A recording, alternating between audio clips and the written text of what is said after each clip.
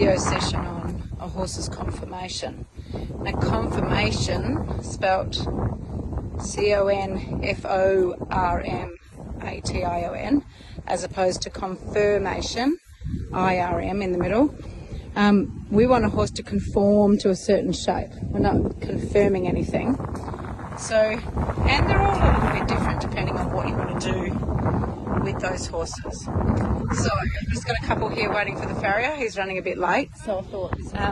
So if I just run through the things that I look for in a horse, remembering that there are exceptions to all rules, and not only does the right conformation mean that they will be able to do what we require better, it'll also mean less risk of injury.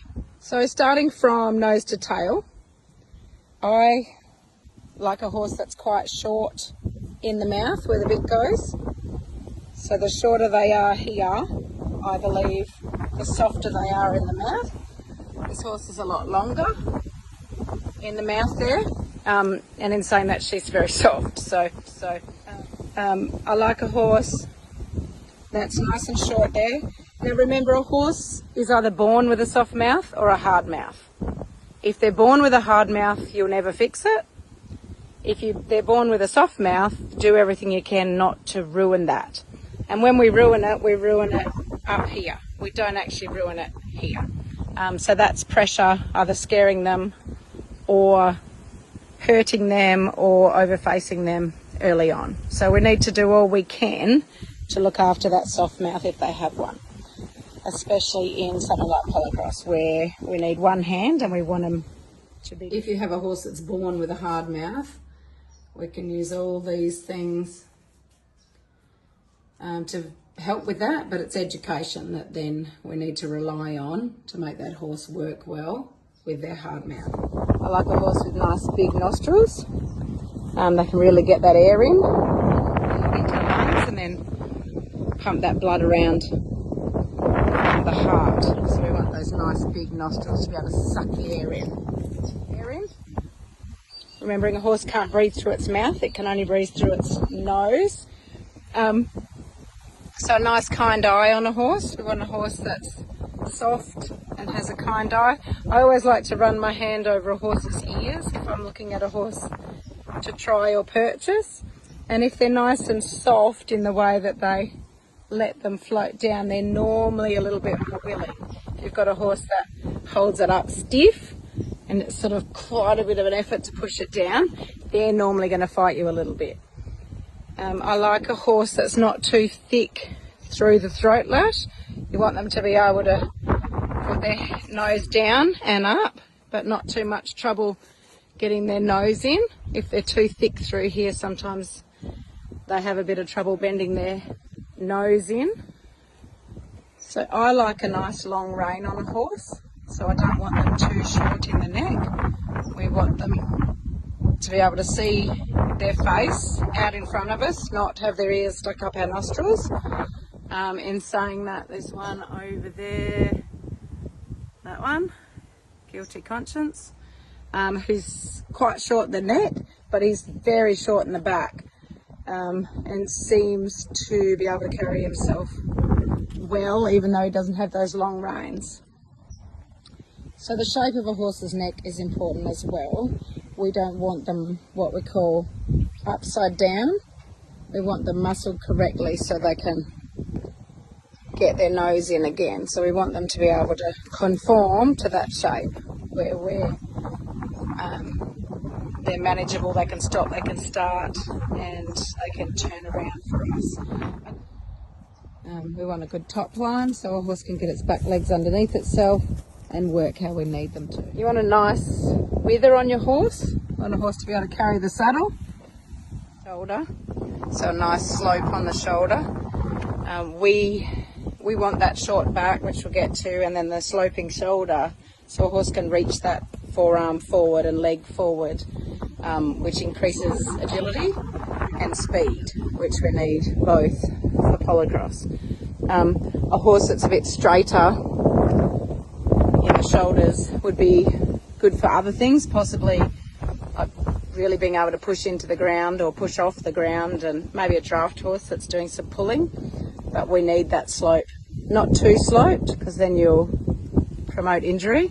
They want that good 45-degree angle on the shoulder, once again, for speed and agility.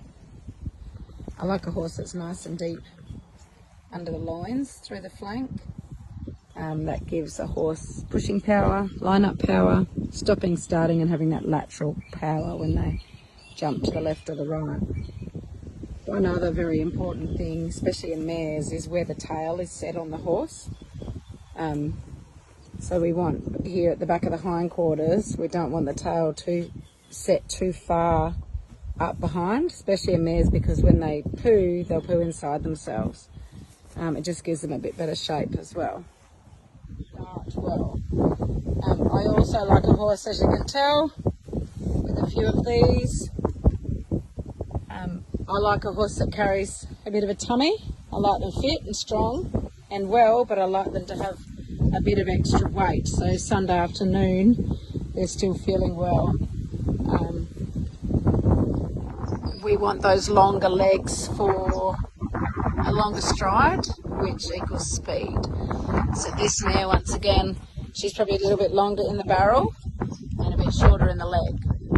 So not quite as fast, but agile in a lot of other ways. It's important where they put their back feet as to where they naturally stand with their back feet.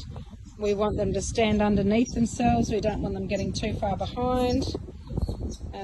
But we don't want them riding underneath either, because that puts a bit of pressure on tendons and ligaments. So this mare stands out behind herself a little bit more than the boys. And like I said before, she's more inclined to be good at a range of different disciplines. Another thing you look for, especially when you're buying horses, not so much when you breed, you want to breed from horses with good legs, but you can't help how they come out sometimes. But a horse should be able to stand, when it stands, in a straight line up and down through the centre of that leg. The more offset knees are, fetlocks are, shoulders are, the more chance of injury. And it costs the same to feed a horse, and time and effort goes into horses. You don't want to spend a couple of years on a horse and then have them break down due to injury, due to conformation. So I talked about a horse having a good angle here. This guy's quite straight up and down in that area, as are most of that family, and he should be quite rough because of that straightness, but he's actually quite floaty and quite comfortable. This guy here, just stay there for me. Take one step, won't you? Wait for him. So see how he's got much more angle on there. This horse has 3 white socks and 3 white feet. White feet are weaker than black feet. He's got very good feet though, which is nice, but you want to check a horse's feet, because without good feet you don't have a horse. It is balanced. You want a horse that can carry itself, be centered and balanced for whatever discipline you're wanting to do. And if you get a horse that's either too long in the back or too short in the legs or whatever it might be, it may prevent or impede that self-carriage. And no matter what your discipline is, if they can't carry themselves well, it'll impede on what you're trying to do. This horse is quite pigeon-toed. Pigeon toes don't worry me too much. Turned out does worry me more so. He's just had his feet freshly done, so they don't look too bad at the moment. It's important when buying horses that you look for nice, clean legs. When you breed, you hope they come out straight. So as a picture, you want a nice balanced horse. But one thing that we can't judge when we look at a horse is their desire. So it doesn't matter how good they are, how well they're put together, how conform or how good their conformation is. You cannot, by looking at a horse, judge his desire.